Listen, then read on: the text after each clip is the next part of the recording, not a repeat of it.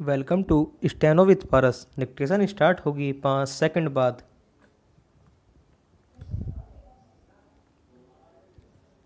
Start. माननीय सभापति महोदय, मैं आपका बहुत आभारी हूँ जो आपने मुझे इस बिल पर बोलने के लिए समय दिया है।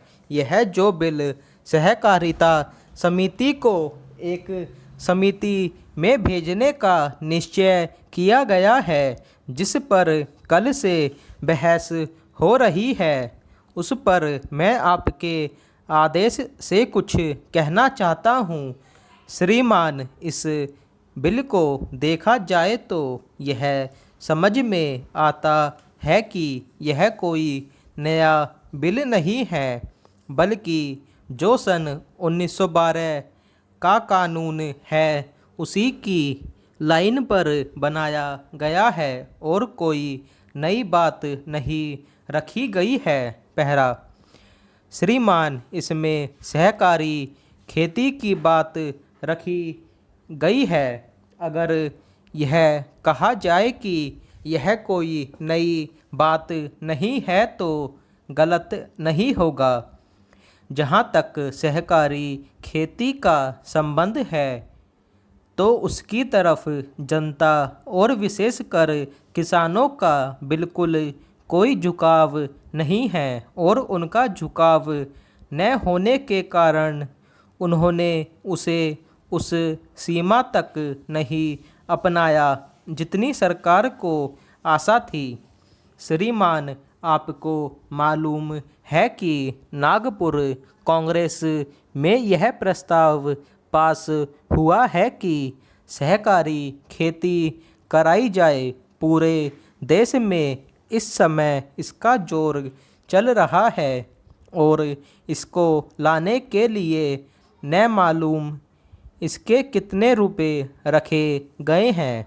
यह कहा गया है कि इसके अंदर कोई जोर नहीं है। अभी एक माननीय सदस्य कह रहे थे कि राजनीतिक पार्टी के लोग यहाँ पर सहकारिता के संबंध में कुछ कहते हैं और बाहर किसानों से कुछ और ही कहते हैं। वे किसी से यह भी कहते हैं कि तुम्हारी ज़मीन छिन जाएगी। मैं यह निवेदन करना चाहता हूँ कि यह जो कहा गया है और किसानों के अंदर जो भावना पैदा होती है वह इस बिल से साफ स्पष्ट होती है कि वह गलत भावना नहीं है। मैं यह जानता हूँ कि जब किसान पार्टी का जोर बढ़ा और किसानों की आवाज़ ऊंची हुई तो सरकार ने और हमारे नेताओं ने यह कहना शुरू कर दिया कि हम सहकारी खेती को किसानों के ऊपर लादना नहीं चाहते हैं।